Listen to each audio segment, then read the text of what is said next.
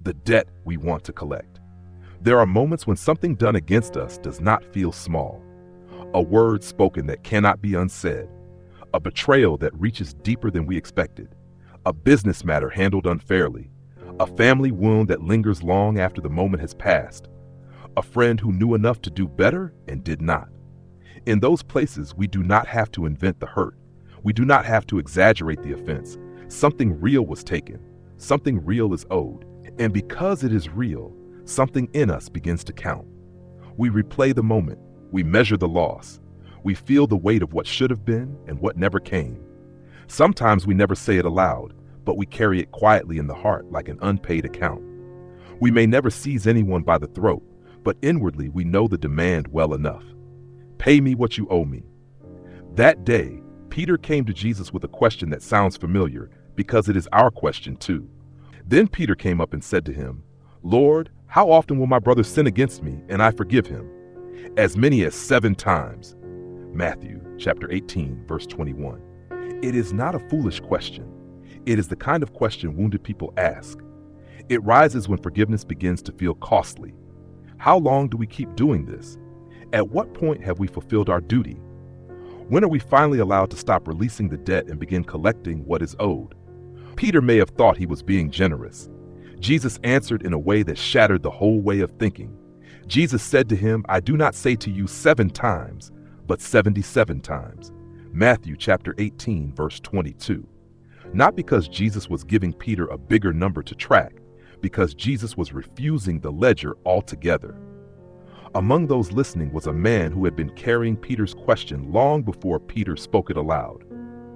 He stood near the edge of the crowd with his arms folded, listening, but not lightly.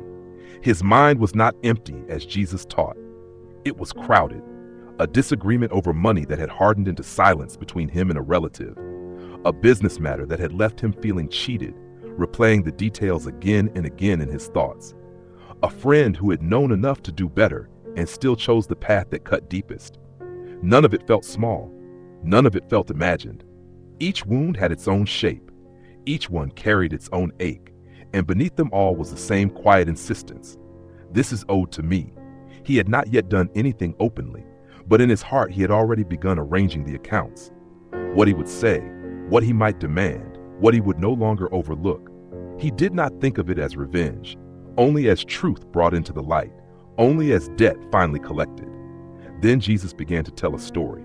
Therefore, the kingdom of heaven may be compared to a king who wished to settle accounts with his servants. Matthew chapter 18, verse 23. The man could feel the seriousness of it immediately. A king settling accounts meant that nothing would remain vague.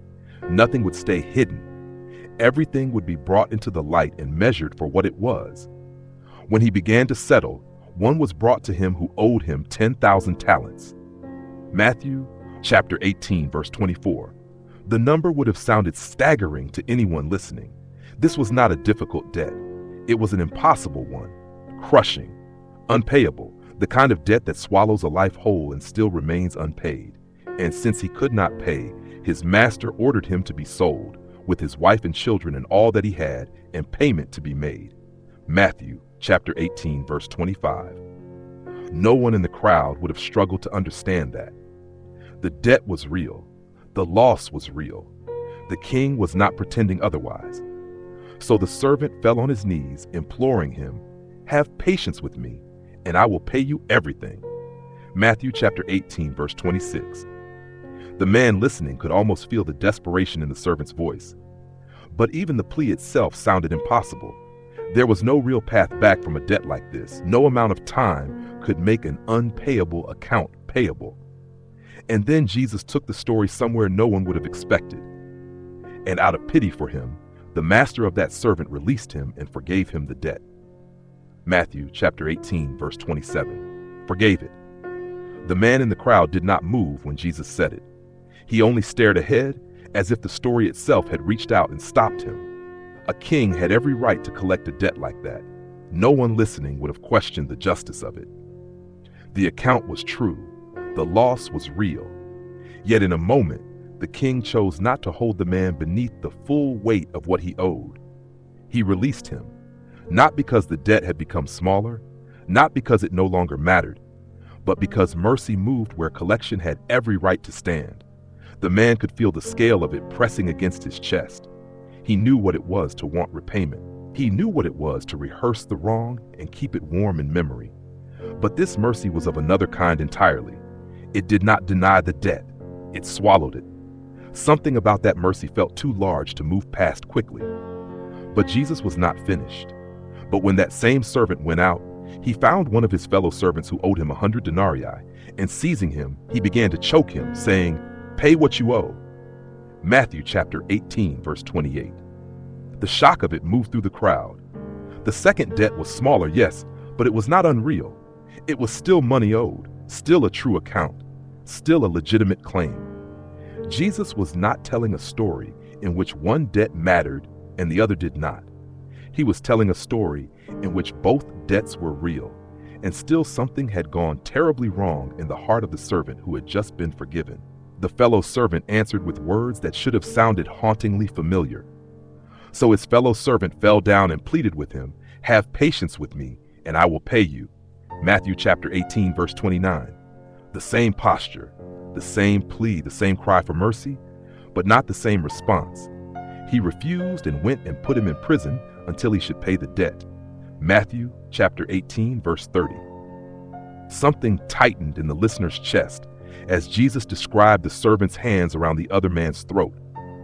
He could see it too clearly, not because he had ever done such a thing in the street, but because he recognized the posture at once.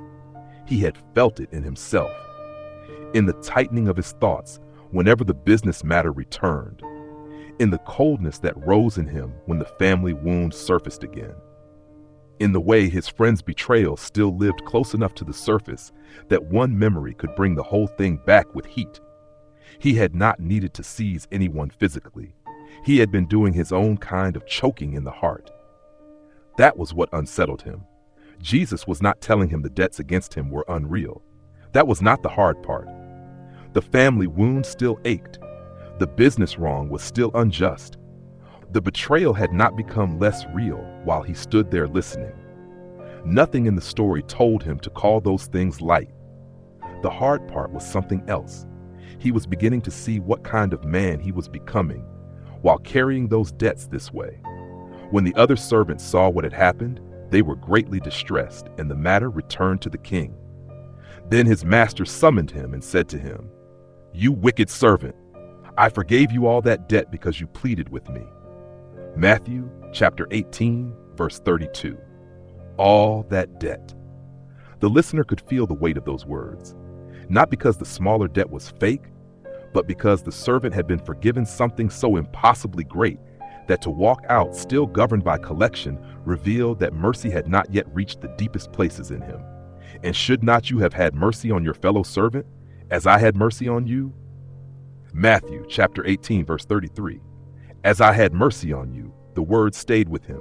He knew now that Jesus was not asking him to pretend. The wrongs against him had not disappeared. The account had not become imaginary. What was owed still felt owed. That was what made the teaching harder, not easier. The king in the story had not released the debt because it was unreal. He had released it knowing exactly what it cost. And slowly, painfully, the listener began to understand that this was what Jesus was placing before him as well. Not denial, not forgetfulness, not calling evil good. Something deeper. A kingdom life no longer built on the right to collect every legitimate debt. He felt the struggle of it immediately. If he listened to Jesus, some things would remain unpaid. Some apologies would never come. Some losses would stay losses. Some people would never hand back what they had taken from him. To obey this teaching would mean laying down something he still believed was rightfully his. And yet another truth was rising beside it. If the king dealt with him only by accounts, he had no hope at all. He did not want to stand before God in a world where every tally mark remained on the page. He did not want a kingdom where every selfish thought, every bitter word, every hidden pride, every failure of love, every act of rebellion was fully counted and fully collected. He lived because mercy had interrupted what justice alone would have required. Then words that would one day be written by Paul seemed to echo the very heart of what Jesus was showing them. But God shows his love for us in that while we were still sinners, Christ died for us. Romans chapter 5, verse 8. Not when we had become safe, not when we had made things right, not when the ledger had finally balanced, while we were still sinners. The listener could feel the story working on him now in a way it had not at the beginning. He had come carrying real debts. He was still carrying them, but he could no longer hold them in quite the same way. The king's mercy had entered the picture, and it had changed the frame. Love did not keep account the way he did. Love keeps no record of wrongs.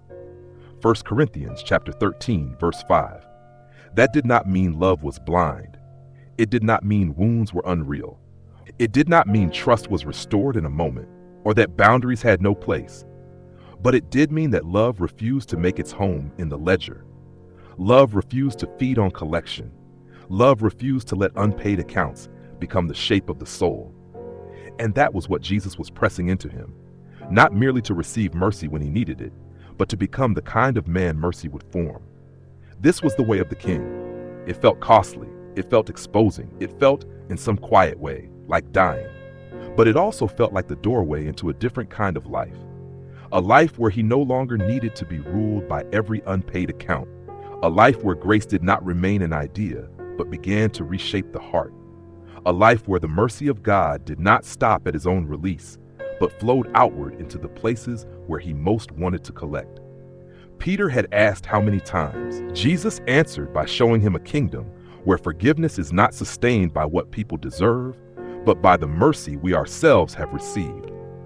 That is what makes this teaching so difficult and so beautiful. As you sit with this teaching today, consider where the ledger is still alive in your heart. What debt have you been carrying that feels fully justified, fully real, fully owed? Where have you found yourself quietly rehearsing what someone should repay, what they should acknowledge, what they should make right? And where might Jesus be inviting us, not to deny the wound, but to surrender our claim to keep collecting it? If you're willing, share your reflections or questions in the comments so we can learn and walk this journey together.